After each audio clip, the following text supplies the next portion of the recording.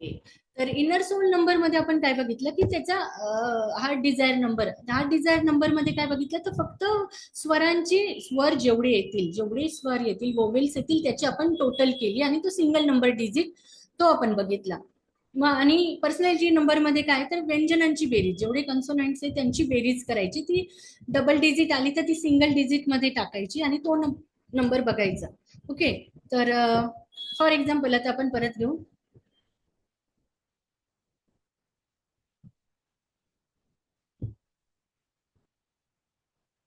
परत आपण राहुल नाव घेऊया. आता हा चार्ट बघा, जो मी तुम्हाला मागे एक चार्ट दिला तोच हा चार्ट आहे थोडक्यात. की 1 नंबरला किती आलेले अल्फाबेट्स AIJQY, 2 नंबरला काय आलाय BKR, 3 नंबरला आलाय CGLS, 4 नंबरला आहे DMT, 5 नंबरला आलाय EHNX आणि 6 नंबरला आलाय UVW, 7 नंबरला आलेला आहे OZ आणि 8 नंबरला आलाय FP. ठीक आहे. तर याप्रमाणे समजा आता राहुल नावच आपण परत घेतलं तर राहुल नावामध्ये आपल्याला आता काढायचं पर्सनॅलिटी नंबर, की राहुल ही व्यक्ती कशी पर्सनॅलिटी वाईज. तर पर्सनॅलिटी वाईज त्या व्यक्तीकडे जर बघितलं तर त्याच्या नावामध्ये आता फक्त व्यंजन घ्यायची. व्यंजन मध्ये काय आलं, आर आला, H आला आणि U आला. तर मग आर ला आपण काय नंबर दिलेला आहे 2 नंबर दिला आहे, H ला आपण दिलेला आहे 5 नंबर आणि एल ला दिलेला आहे एल ला दिलाय 3 नंबर. तर मग 2 + 5 + 3 केला, 2 + 5 + 3 झालं 10. परत 2 डिजिट नंबर आला 10, मग 10 ला आपण सिंगल डिजिट मध्ये कन्वर्ट केला आणि तो नंबर आला 1. म्हणजे आता राहुलचा पर्सनॅलिटी नंबर किती आलेला आहे 1. ओके. राहुलचा इनर सोल नंबर किती आला 4. ठीक आहे. म्हणजे आता राहुल आणि मूळ राहुल नाव आपण जे सुरुवातीला चेक केलं तो नंबर किती आला होता आठवतं? टोटल बेरीज जी बघितली राहुल नावाची बघा, आता त्याचा इनर सोल नंबर आला 4, पर्सनॅलिटी नंबर आला 1 आणि नुसता राहुल नावाने आपण एक सुरुवातीला त्याचा नेम नंबर काढला तो आला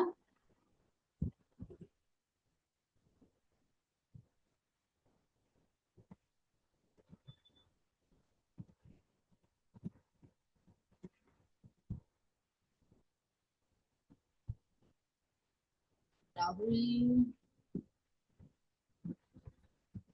ओके, राहुलचा आपण काढलाच नाही ना, ठीक आहे.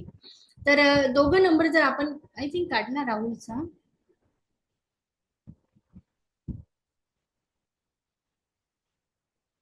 इनर सोल आणि पर्सनॅलिटी. ठीक आहे. आता जेव्हा आपण राहुलचं पूर्णच नाव काढू शेवटच्या एक्झाम्पल मध्ये, तेव्हा त्याची अजून पर्सनॅलिटी वेगळीच दिसणार आहे आपल्याला, अजूनच चेंज झालेली. की 1 नंबर वरून तो कसा दिसतो, बिहेवियर कसे, अपीरन्स कसे ते दिसत होतं. 4 नंबर मुळे त्याला अजून त्याच्या आत काय दडले ते आपण बघत होतो. त्याच्या जन्मतारखेवरून अजून तो वेगळा दिसणार आहे. त्याच्याकडे मिसिंग नंबर असल्यावर अजून काहीतरी चेंज आहे. आता तुम्ही म्हणाल की मॅडम मिसिंग नंबर जर मिसिंग आहे तर मग आपण त्याच्यावर रेमेडी द्यायच्या का, किंवा मग रेमेडी देताना तुम्ही ऍट अ टाइम त्याचं नाव पण बघा, मोबाईल नंबर चेक करा आणि ते जे जे नंबर त्याच्याकडे बाय डिफॉल्ट त्याच्या नावाने येऊन जात आहे, आता नावाने येत आहे, मोबाईल नंबर येत आहे, तर मग ती रेमेडी आपण काढू शकतो. पण आता परत एक प्रश्न आला की नाव फक्त पहिलंच नाव घ्यायचं का फुल नेम घ्यायचं. की राहुल नावानेच बघायचंय का, राहुल आता फॉर एक्झाम्पल आता हा राहुल नावाचा व्यक्ती आहे की राहुल पी जोशी काहीतरी नाव या माणसाचं, तर राहुल पी जोशीने घ्यायचं का राहुल प्रकाश जोशीने घ्यायचंय का फक्त राहुल जोशीने. मग त्या केसमध्ये तुम्ही त्याला विचारायचं की तू जनरली काय नाव वापरतो प्रत्येक ठिकाणी. आता साऊथच्या ठिकाणी तर ते एकदम फक्त एक सिंगल डिजिट नाव यूज करतात, पण चुकून एखादी मुस्लिम व्यक्ती आली आपल्याकडे आणि मुस्लिम व्यक्तीचं नाव तर खूप मोठं नाव असतं, मग तुम्ही एवढ्या नावाचे त्याची नेम न्यूमरोलॉजी कॅल्क्युलेट कराल का. मग त्यावेळेस त्याला विचारायचं की तुम्ही ऑफिशियली नाव काय यूज करतात. मग ते पूर्ण नाव यूज करतात. आता फॉर एक्झाम्पल मी काही ठिकाणी फक्त पद्मश्री पेटकर नाव देते, कारण पद्मश्री अनिरुद्ध पेटकर दिलं तर माझी ती आयडेंटिटी मी अजून बदलते, म्हणजे माझे ते नंबर व्हायब्रेशन्स त्या ठिकाणी मी वेगळे करते. आणि काही ठिकाणी मी फक्त पद्मश्री पेटकर देते कारण मला तेवढ्याच नंबरचे व्हायब्रेशन्स पाहिजे असतात. म्हणून आपण तिथे विचारायचं त्यांना की तुम्ही एवढंच नाव ठेवा किंवा फर्स्ट नेम आणि सरनेम ठेवा. पूर्ण नाव देण्यामागे काय असतं आपल्याला त्याचं प्रारब्ध पण कळत असतं. फक्त नाव घेतलं, एखाद्या व्यक्तीचं आपण जन्म नावच घेतलं तर त्या व्यक्तीची पर्सनल व्यक्तिमत्व दिसणार आहे. पण एखाद्या व्यक्तीचं आपण पूर्ण नाव जेव्हा घेतो, त्याचं, त्याच्या वडिलांचं, त्याच्या आडनावाचं, मग तिथे आपल्याला त्याचं डेस्टिनी म्हणजे त्याचं प्रारब्ध पण दिसत असतं, कारण त्याच्या वडिलांमुळे त्याला अस्तित्व आलं आणि त्याच्या आडनावामुळे त्याच्या पूर्ण घराण्याला अस्तित्व आलंय. म्हणून आपण त्याचं पूर्ण प्रारब्ध बघायचं असेल तर फुल नाव घ्यायचं. ओके, हे एक तुम्हाला एक हिंट असणार आहे की त्या केसमध्ये पूर्ण नाव घ्या. जर ती व्यक्ती बोलली मॅडम माझं अजून डेप्थ मध्ये सांगा, डिटेल सांगा, मग तुम्ही त्याचं आडनाव, वडिलांचं नाव आणि त्याचं नाव हे तिन्ही बघायचे. ठीक आहे. तर दुसरं अजून एक एक्झाम्पल घेऊ. फॉर एक्झाम्पल संजय नाव आपण घेतलं, तर संजय नाव घेताना बघा संजय, तर याच्यात पण आता मी फक्त पर्सनॅलिटीज काढते की पर्सनॅलिटी वाईज बघितलं तर संजयचं SNJY एवढेच आपण घेणार आहे. मग हा चार्ट बघा, चार्ट प्रमाणे एस ला किती नंबर दिला आपण? 3 नंबर दिलाय. एन ला किती नंबर दिलाय? 5 नंबर दिलाय. जे ला आपण 1 नंबर दिलाय आणि वाय ला पण आपण 1 नंबर दिलाय. त्यांची सर्वांची टोटल परत केली, 3 + 5 + 1 + 1. अगेन संजय नाव 10 नंबरवर येऊन थांबलं. म्हणजे संजय नावाची पण पर्सनॅलिटी नंबर, नेम काय आला त्याचा, पर्सनॅलिटी नंबर आला 1. तसेच त्याच्याकडे आता जर आपण त्याचा 1-1 ने त्याची जर आपण हे बघितली असती, त्याचा आपण इनर सोल नंबर बघितला असता, तर इनर सोल नंबर मध्ये फक्त 1AA आला. ए आल्यामुळे किती आला? फक्त 2 नंबरवर येऊन थांबला, AA. मग आता तिथे त्या केसमध्ये फक्त 1 + 1 2 नंबरवर येऊन थांबेल. ठीक आहे, कळतंय? हो मॅडम. ओके. हो कळतंय. आता आता आपण लास्ट म्हणजे जवळपास येतोय की नाव सुधारणा, नेम करेक्शन. मग आता एखाद्या व्यक्तीच्या खूपच अडचणी दिसत आहे की त्याच्या समजा एक व्यक्ती आहे, त्याच्या जन्मतारखेमध्ये त्याचा भाग्यांक पण 9 नंबर आला, त्याचा मुलांक पण 9 तारीखच आली, किंवा 18 तारखेचा जन्मवार आहे, 18चा असेल, किंवा 27चा जन्म आहे, 27 डेट असली, म्हणजे 9 नंबरच मुलांक आला, 9 नंबरच भाग्यांक आला. त्याचा मोबाईल नंबर मिळून त्यांनी मल्टिपल टाइम 9999 घेऊन टाकले. त्याचा नेम करेक्शन पण 9 नंबरवरच येऊन थांबलंय की नेम नंबर 9 नंबर आला. मग त्या केसमध्ये तुम्ही त्याचा काय बघणार आहे, तर त्याचा लगेच कुवा नंबर चेक करा. मग आणि बॅड लक त्याचा कुवा नंबर पण दक्षिण दिशेलाच आली समजा, तर मग अशा केसमध्ये दक्षिण दिशा चाली, नाव पण 9, मल्टिपल 9 आले, मग त्याला आता नेम करेक्शन कसं द्याल? मल्टिपल 9 आल्या म्हणजे तो टोटली अग्रेसिव्ह होणार आहे. मग तिथे त्याची रिप्लेसमेंट, 9 नंबर हा सेनापती नंबर असतो, मग सेनापतीला कोण हँडल करत असतो? तर राजा आणि राणी आणि गुरु. म्हणजे जिथे गुरु आला तो तिथे 9 नंबरचं काहीच चालणार नाही. जिथे राजाने हँडल केलं, राजाचा जो आदेश असेल त्यावर 9 नंबर हँडल होईल, राणी जे सांगेल त्यावर 9 नंबर हँडल होईल. मग त्याचा नंबर आपण कुठे हळूहळू शिफ्ट करायचा? 1 नंबरकडे न्यायचा, 2 नंबरकडे न्यायचा, 3 नंबरकडे न्यायचा. किंवा बेस्ट वे अजून मी तुम्हाला मागच्या लेक्चरला एनिमी नंबर्स, फ्रेंड नंबर्स म्हणजे कम्पॅटिबिलिटी आपण चेक केली की कोणत्या नंबरला कोणती कम्पॅटिबिलिटी चांगली, मग त्याप्रमाणे त्या 9 नंबरला आपण शिफ्ट करायचं. म्हणजे हे तुमचे झाले करेक्शन्स. की जसं नावाचा नंबर अशुभ आला तर त्या वेळेस काय करायचं? अतिरिक्त अक्षर जोडणे. मग तुम्ही काय जोडायचे? वोवेल्स जोडायचे. वोवेल्सने एवढा काही फरक पडत नाही, मग वोवेल्स चेंज करणे, स्पेलिंग बदलणे, इनिशियल वापरणे. आता फॉर एक्झाम्पल माझं पद्मश्री आणि श्री पद्मा यात असा काही फरक पडला नाही, पण उच्चार, जे लोक जास्तीत जास्त पद्मश्री म्हणतात ते ती फ्रिक्वेन्सी वेगळी गेली, आणि श्री पद्मा बोलताय ती फ्रिक्वेन्सी वेगळी झाली. कळते तुम्हाला? फ्रिक्वेन्सी इन द सेन्स की किती वेळा व्हायब्रेशन्स वाढतील त्यावरून त्याची ऊर्जा तयार होणार आहे. ओके, तर आपण जनरली आपल्या घरांना श्री नाव देत असतो, किंवा आपण प्रत्येक गोष्टीला श्री नावाला महत्व दिलं गेलंय. श्री यंत्र, श्री म्हणजे लक्ष्मीचं प्रतीक, म्हणून आपण श्री नाव देत असतो. म्हणजे ते तुमचं नेम फेम वाढणार आहे तिथे तुम्ही श्री नाव द्यायलाच पाहिजे. हा, म्हणजे इनिशियल नावाला थोडं वेगळं नाव द्या. त्यानंतर सिग्नेचर, अजून काही वेळा तिची सही करायला लावा. त्याच्या सहीमध्ये पण काहीतरी गडबड असणार आहे, हमखास गडबड असणार आहे. आता मी टीचिंग फील्ड मध्ये होती मॅडम, त्यांना माहिती, मोरे मॅडमांना, की मुलं जे सह्या करायचे ते इतके गोंधळलेले सह्या असायचे की आम्हाला लिटरली सांगावे लागायचे की सही बदल, तुझं वागणं बदलेल. इथपर्यंत आम्ही चेंजेस बघितले. तर त्यांना सिग्नेचर मध्ये थोडा बदल करायला सांगा. तर आता बघा राहुल नावामध्ये फॉर एक्झाम्पल, की राहुल नावामध्ये बदल आम्ही काय सांगितलं, कारण त्याचा 1 नंबर आणि 4 नंबर आलेला होता. 1 नंबर हा सूर्याचा आणि 4 नंबर राहूचा आला. मग आता राहू आणि सूर्याचं जमणारच नाही, तिथे कॉन्फ्लिक्ट येणारच आहे. कारण आपण म्हणतो ना ग्रहणामध्ये, तर राहू सूर्याला खातो, सूर्यावर छाया टाकतो, म्हणून ग्रहण येतात. तसं राहुल नावामध्ये काही ना काही अडचणी येत होत्या. मग तिथे राहुल नावाचं आपण नेम न्यूमरोलॉजीत काय चेंज केला, RAA केला, RAAHUL, आणि तो 5 नंबरला शिफ्ट केला. 4 नंबर वरून आपण 5 वर शिफ्ट केला.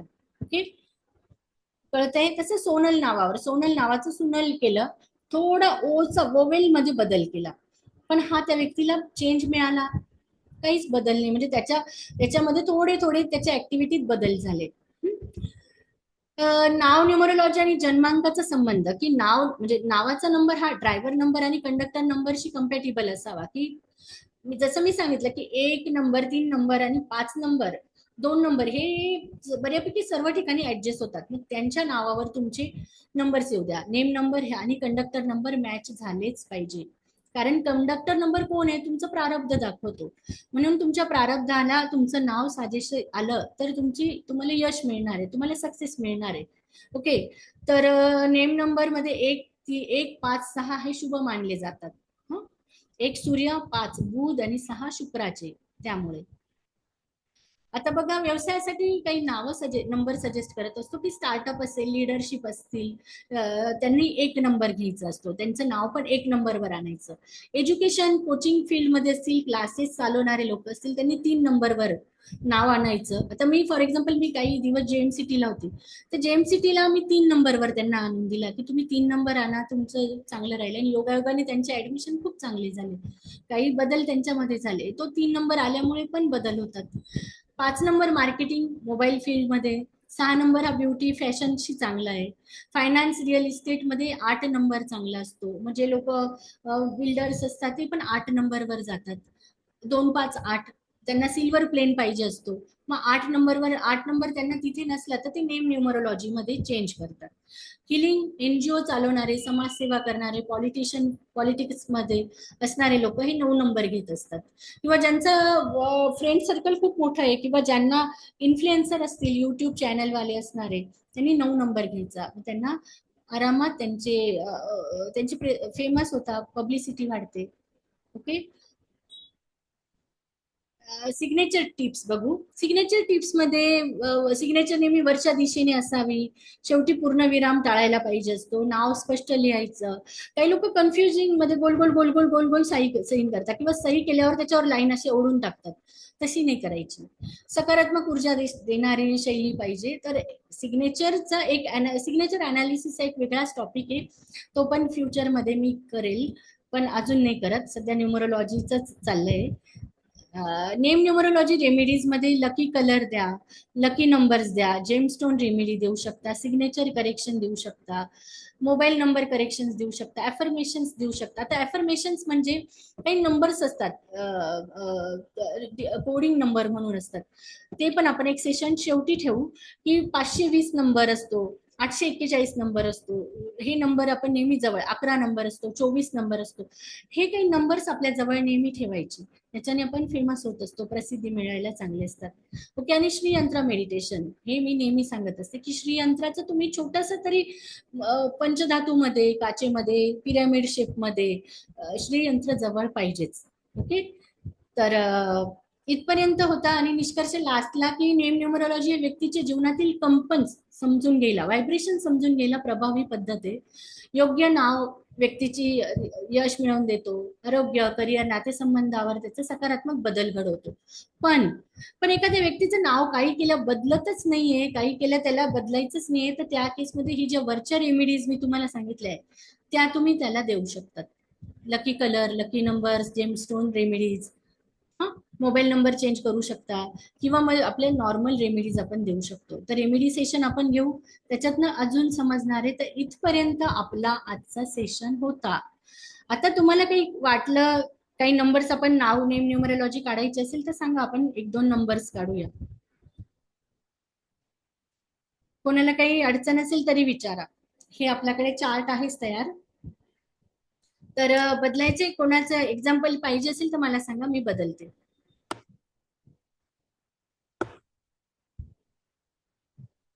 काय नावाने घ्यायचं? मॅडम आता तुम्ही सोनल मध्ये डबल ओ टाकला होता त्याने काय फरक पडेल? ते ऍक्च्युली ते माझ्या एका क्लायंटचं नाव होतं.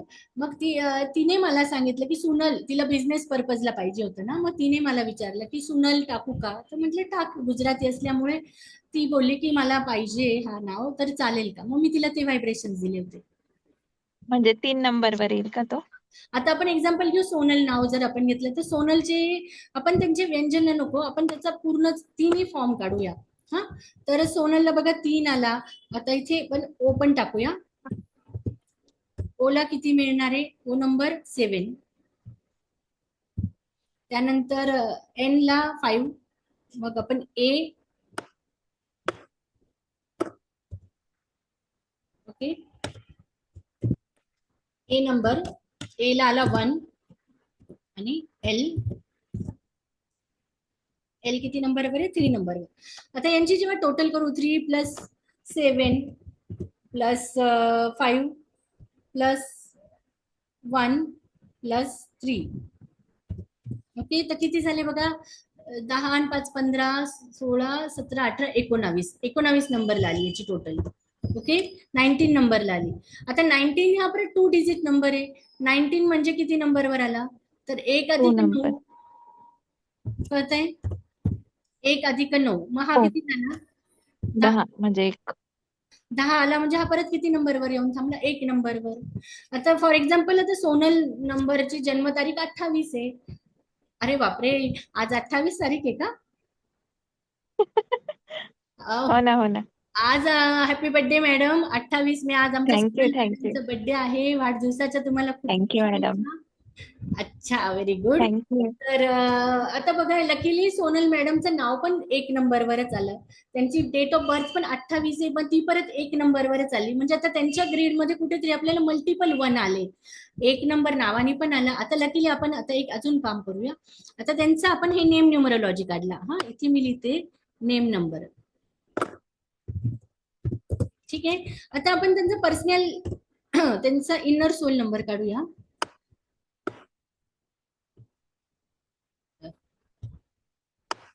एक एक मला नेम नंबर, आता तो नेम नंबर काढायचा आहे.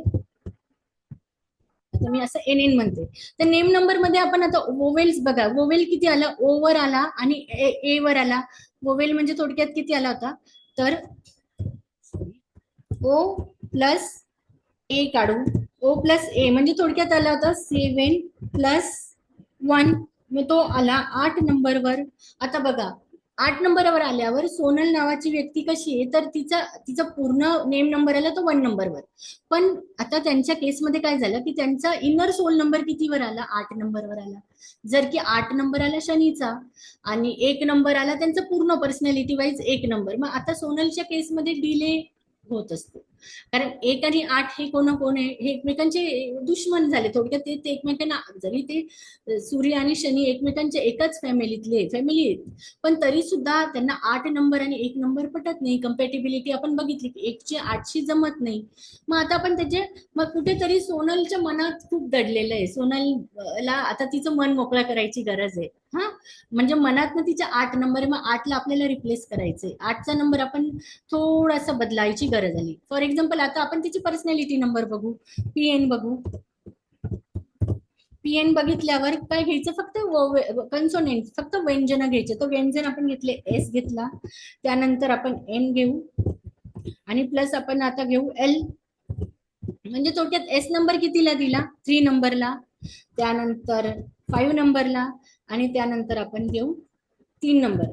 टोटल बघा कितीवर आली परत, 8 आणि 3 11, म्हणजे तो आला 2 नंबरवर. मग आता पर्सनॅलिटी वाईज, पर्सनॅलिटी चंद्रावर आली तिची, म्हणजे सूर्य आणि चंद्र टोटल आला तिचा 1 नंबर. नेम नंबर आला, टोटल नेम नंबर आला 1 वर. आणि इनर सोल नंबर, सॉरी याला मी म्हणते इनर सोल नंबर ISN. हा, ISN सोल नंबर आला 8 वर आणि PN पर्सनॅलिटी नंबर आला 2 वर. मग आता अशा केसमध्ये 1 आणि 2 नंबर बघा, 1 आणि 2 ची कम्पॅटिबिलिटी खूप छान आहे. म्हणून सोनल नावाच्या व्यक्तीचं कसं आहे, इथे नावाने तुमच्या नावात ऍसेज असा बदल नाही करायचा, पण राहिला बदल कुठे, तर आपल्याला 8 नंबरवर करावा लागतो. मग 8 नंबरच्या केसमध्ये काय काय करायचं, तर उजाडता म्हणजे उगवता सूर्य बघणे, हनुमानाची सेवा करणे, त्यानंतर शनिवारची सेवा, जास्तीत जास्त शनिवारची सेवा ही करायची. त्यानंतर गरिबांची मदत किंवा सूर्यदर्शन रोजच घेणे, 1 नंबर असल्यामुळे. कळलं? अजून काही रेमेडीज आपण त्यांना सजेस्ट करू शकतो की 8 नंबरवर काय काय येणार आहे, तर लॅपिस नावाचा स्टोन वापरणे. पण अशा केसमध्ये आता सोनलची पूर्ण जन्मतारीख बघायची, डेट ऑफ बर्थ बघायची, मोबाईल नंबर चेक करायचा, मग त्यांचा इनर सोल नंबर बघितला, पर्सनॅलिटी नंबर बघितला, कुवा नंबर बघायचा, त्यांचा भाग्यांक बघायचा, त्यांचा जन्मांक बघायचा. एवढं सर्व बघून तुम्ही त्यांच्याबद्दलचे प्रेडिक्शन्स द्यायचे. ओके, तर इथपर्यंत आपण एक एक्झाम्पल बघितलं. अजून कोणाला एक्झाम्पल घ्यायचं आहे कुणाचं? मॅडम एक्झाम्पल तर नाहीये, एक छोटासा डाऊट आहे. ह्याच्यामध्ये हा जो चार्ट दिलेला आहे आता, ह्याच्यामध्ये ABCDच्या हिशोबाने 1 ते 8 नंबर दिलेले आहेत आणि जे आपण जे स्वर आहेत, ज्या स्वरामध्ये जे नंबर वापरलेत तर ते वेगळे आहेत. तर याच्यात म्हणजे कसं समजा आता इथे जिथे आय आहे, या चार्टमध्ये जो आय आहे त्याला 1 नंबर दिलेला आहे आणि जे स्वराचे आपण 5 नंबर पाहिले होते त्याला 9 नंबर आहे. ठीक आहे, आलं लक्षात. या केसमध्ये हा इथे हा बरोबर, हे नंबर वेगळे आहेत, ते नंबर वेगळे आहेत. आता बघा, ही सिक्वेन्स आहे ना, ही पायथागोरियन वापरली. इथे 9 नंबर आहे ना, इथे 9 नंबर आहे ना, त्याचं निष्पन्न आपण 9 नंबर आपण पायथागोरियन सिस्टीम वापरतो. आणि ही जी सिस्टीम आहे ही कॅल्डियन आहे. तुम्ही कॅल्डियनच यूज करा. आता लास्टला पण आपण जी आपण कॅल्डियन यूज केलाय, 1 to 8 नंबर. म्हणजे एक तर तुम्ही पायथागोरियन सिस्टीम यूज करा, नाहीतर कॅल्डियन यूज करा. ठीक. आता मला माझ्या केस पायथागोरियन पण यूज करा, कॅल्डियन पण यूज करावे लागते. 1 नंबरचा डिफरन्स मी बेस्ट वे कॅल्डियन मेथडमध्ये कॅल्डियनच वापरायची. अजून दुसरं एक्झाम्पल हाच एक चार्ट जवळ करते. स्टँडर्ड चार्ट आहे. हा रजनी मॅडम तुम्ही काही बोलत होता?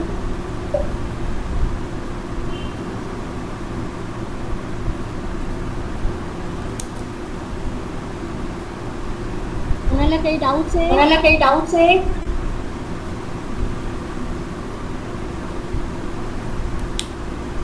आवाज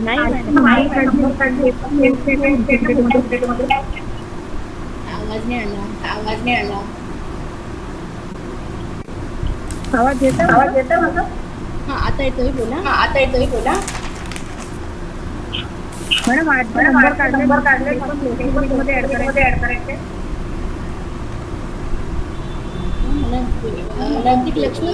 लक्ष्मण सर तुमचा स्पीकर. हा सॉरी, स्पीकर ऑन होता, मी बंद केला आता. हा रजनी मॅडम बोला आता. मॅडम आज जे नंबर काढले ना, नामांक, इनर सोल नंबर वगैरे, हे पण आपल्याला लोशो ग्रेड मध्ये ऍड करायचे. स्वर, व्यंजन लोशो ग्रेड मध्ये ऍड करा. जर तुम्हाला हे बघा, ऍड करा इन द सेन्स की जर कधी कधी क्लायंट आहे ना, क्लायंटला मल्टिपल नंबर दिसल्यावर त्याला टेन्शन येतं. मग तुम्ही काय करा, आणि गोंधळ होत असेल, जर खूप ग्रीड मध्ये नामांक पण आला, भाग्यांक पण आला, त्यानंतर तुमचा इनर सोल नंबर आला, त्यानंतर पर्सनॅलिटी नंबर आला, त्यानंतर कुवा नंबर आला, पर्सनल इयर नंबर आला, ते एवढे मल्टिपल नंबर झाल्यावर आता जसं मी केस सांगितली की 9 नंबरच्या केसमध्ये होती, किंवा माझ्याकडे एक ग्रीड आली होती 2 फेब्रुवारी 2022, ही केस आली होती. तर एवढे नंबर, एवढे मल्टिपल 2 परत त्याचा जन्मांक 2 आला, परत भाग्यांक 8 वर गेला, 4 वर गेला. पर्सनॅलिटी नंबर एवढे सर्व आल्यावर आपल्याला मल्टिपल नंबर आल्यावर मग रेमेडी सांगताना अडचण येते. मग त्या केसमध्ये तुम्ही काय करा, एक साईडला मूलांक, भाग्यांक असे सर्व एक साईडला लिहून घ्या आणि मग त्याच्या ग्रीड वरून तुम्ही सांगा. शक्यतो ग्रीड मध्ये, लोशो ग्रीड मध्ये काय काय असायला पाहिजे, तर कुआ नंबर असू द्या, पर्सनल इयर नंबर असू द्या, कारण हे दरवर्षी बदलणार आहे ना. कुआ नंबर तरी फिक्स आहे, बरोबर. पण पर्सनल इयर नंबर तर दरवर्षी बदलतो. मग ज्या वर्षी ती व्यक्ती आपल्याकडे येते त्यासाठी त्याचा पर्सनल इयर नंबर राहू द्या, कारण तो पुढच्या वर्षी बदलणार आहे. मग ते आपल्या रेफरन्स साठी पण असायला पाहिजे. म्हणून शक्यतो ग्रीड मध्ये पर्सनल इयर नंबर असायला पाहिजे, त्याचा जन्मांक म्हणजे त्याचा मूलांक आणि त्याचे भाग्यांक असायला पाहिजे.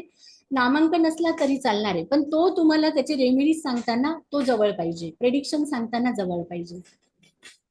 ओके,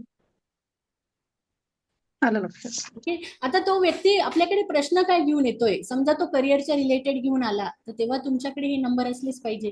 तो त्याच्या बिझनेस अप्रोचने आलेला आहे, तर हे नंबर तुमच्याकडे असलेच पाहिजे. किंवा त्याला नवीन बिझनेस सुरू करायचा असेल तर मग तुमच्याकडे हे नंबर असायलाच पाहिजे, की त्याचं नाव कसं आहे, त्याच्या दुकानाला तो काय नाव देणार आहे. मग त्या हिशोबाने म्हणजे ग्रीड त्या मिनिटाला कशी आहे. काही जण फक्त करंट इयर विचारायला येतात, की आम्हाला हे वर्ष कसं असणार आहे, लग्नाचे योग जमताय का. मग त्या केसमध्ये पर्सनल इयर बघायलाच पाहिजे, दिशा कुआ नंबर बघायलाच पाहिजे. कारण लग्नाची पत्रिका जमवायची लोकांच्या जन्म नावानेच ते लोक बघणारे असतात, मग तिथे नामांकाची गरज नसते. मॅडम, कुआ नंबर वरनं तुम्ही दिशा सांगितली होती. कुआ ती नंबर दिशा म्हणजे आपल्याला काय आपण? त्या व्यक्तीची दिशा हा, दिसत असते, दिशा दिशा कळते. हो, तर दिशा म्हणजे आपल्याला समजा दार वगैरे विचारायचं असलं, काही घराचं दार विचारतात किंवा शॉपचं एंट्री विचारतात, ते पण सांगता येईल का त्याच्यावरनं? कुआ नंबर नाही, दार वगैरे मग ते थोडं वास्तूत जात असतं, पण त्याच्यात नाही, याच्यात फक्त त्या व्यक्तीला असणारी लकी दिशा कुठली, म्हणजे तो त्याच्या हा, घरामध्ये त्याच्या घरापासून जसं एक्झाम्पल, जर मी माझा कुआ नंबर काढला तर हा हा त्याच्यावरनं मला ती दिशा लकी असं. म्हणजे आता पर्सनल हे बघा, कुआ नंबर वरनं आपण कुआ नंबर हा कशाने काढत असतो, तर त्या व्यक्तीच्या त्या व्यक्तीच्या इयर वरून. मग आता समजा तुमचं हो. जन्मवर्ष आला काहीतरी, आपण अंदाजे घ्या की तुमचं जन्मवर्ष 1980 आहे. मग 1980 ओके. असल्यावर तुमच्या जन्माचे तुमच्या घरात अजून दोघं तिघं मेंबर आहे. मग दोघं तिघं मेंबर आहे, सर्व फिमेल मेंबर असल्यावर तेवढ्या सर्वांना ती दिशा चांगली. ओके. कारण कुआ नंबर ही फक्त दिशासाठी चांगली असणार आहे आणि त्या वर्षाला आपण ती बघणार आहे ना, तुमचं बर्थ इयर वरून बघत असतो. आता कर्ता पुरुष आहे, कर्ता पुरुषाची दिशाच वेगळी आहे, त्यामुळे त्याला ती दिशा असणार आहे. तुमचं बर्थ इयर लकीली तुमचं आणि तुमच्या घरात म्हणजे तुमच्या मिस्टरांची बर्थ इयर सेम असेल तर तुम्हाला दोघांना ती दिशा चांगली ठरते. ओके. ओके. वास्तू आणि कुआ नंबर हे एवढं मॅच नाही होत. मग आपण फक्त त्या केसमध्ये आपण वर्स्ट कुआ नंबर कुठला आहे म्हणजे दिशा डायरेक्शन, की एखाद्याला ही दिशा चांगली नाहीये, त्यावेळेस तुम्ही सांगू शकता की तुमच्या घरामध्ये पैशांची जागा ही ठेवा, ती ठेवा, हे तुम्ही सांगू शकता. ओके. ओके. अजून काही विचारायचंय कोणाला? आज मी 10 काढले होते मॅडम. 10 ग्रेड 10चा अभ्यास केला. छान छान छान. काही 10 grade- ग्रेड काढले. हो, व्हेरी गुड. अजून तयार केले. आता तुम्हाला आता याच्यात ऍड करा, आता डमी नावं टाका, डमी नावांनी अशा ग्रीड बनवा, किंवा तुमच्या जवळ ज्या 10 ग्रीड आहे ना, आता ऍडिशनल त्यांच्यामध्ये त्यांचा नेम नंबर पण काढून कॅल्क्युलेट करा आणि मग त्या व्यक्तीचं नंबर. प्रेडिक्शन तयार करा. Prediction in the okay. Sense की काय काय आहे ते बघा. मग अजून येणाऱ्या 2 लेक्चर मध्ये आपण रेमिडीज द्यायला सुरुवात करणार आहे. Okay madam. ओके. मी रेकॉर्डिंग बंद करते आणि तुम्हाला अजून काही विचारायचं असेल तर विचारा. नाही, एवढंच होतं. हे बंद करू रेकॉर्डिंग. Yes yes. ओके. तरी आज पण बरेच मेंबर जरा गायब आहेत आणि नंतर रेकॉर्डिंग मागतात आहे ना. काल माझं खूप धावपळ झाली, पण झालं. आजचं लेक्चर सुद्धा अजून सुद्धा मी दुकानातच आहे, अजून मी घरी गेलीच नाहीये, तर आता मी जाईल घरी. तर चलो, आज आपण इथेच थांबू आणि काही अडचण असेल तर मला ग्रुपला विचारा. आपलं बॅकग्राऊंड म्हणजे माझ्या क्लासमधले माझे सर आता आपल्या जवळ नसणार आहे, ते पण खूप चांगले ऍक्टिव्ह होते, मध्ये मध्ये काहीतरी मेसेज टाकायचे, पण वयाच्या 74व्या वर्षी त्यांना अटॅक आला आणि मग ते कोण होते मॅडम ते? ते माझे सर म्हणजे माझे फिजिक्सचे सर बीएससी माझे सर बीएससीचे MSCचे सिनेट मेंबर होते युनिव्हर्सिटीचे आणि माझा बीएससीचा प्रोजेक्ट आणि माझी जी मैत्रीण आहे तिचे वडील थोडक्यात म्हणजे माझ्या वडिलांचेच मित्र पण असं म्हणजे फॅमिली फ्रेंड पण आणि माझे सर पण होते. तर ते शेतात काम करत होते ना ऍटेकाला त्यांना पण मग त्यांचा मुलगा दोघं मुलं परदेशात असतात मग त्यांना 3 दिवस बॉडी तशीच होती ना त्यांची मग काल झाली सर्व विधी वगैरे असं झालं. मोठा अध्याय सरांचा एक संपला. प्रचंड गडगंज श्रीमंत त्यांना न्यूमरोलॉजीची खूप आवड फिजिक्सचे सर असं पण झालं अटॅक आला. तर आपण आज तुम्हाला जे ग्रीड दिले त्याच्या आज जो टॉपिक आहे त्याच्यावर परत त्या 10 ग्रीड ऍड करा. Okay okay madam. Yes okay. आणि काही वाटलं कळलं नाही मला परत विचारा. मी आता याची रेकॉर्डिंग उद्या पाठवतेच. हो मॅडम याची पाठवा. आणि मॅडम काही नोट्स पण असतील तर आधीचे जे आपले टॉपिक झालेत आतापर्यंत त्याचे जर नोट्स देता आल्या तर बरं होईल. म्हणजे रिपीट काय इंग्लिश मध्ये असेल तरी चालून जाईल मला काय प्रॉब्लेम नाही. तुम्ही मला समजा आपल्या ग्रुपला समजा मराठीमध्ये शेअर करायचं आहे तर मग ते वेगळं टाका. इंग्लिशमध्ये मला दिलं तरी चालेल पर्सनली. मग मी माझं चालू करतो. शारदा मॅडमांना थोडे पण त्याच्यात ना मला अजून चेंजेस करायचे. मग आपला कोर्स फायनल होत आला ना की मी तुम्हाला असे 10-15 पेजेसचे छान चांगली करून देते नोट्स. ठीक आहे चालेल. हो bye bye. Good night ma'am. Good night.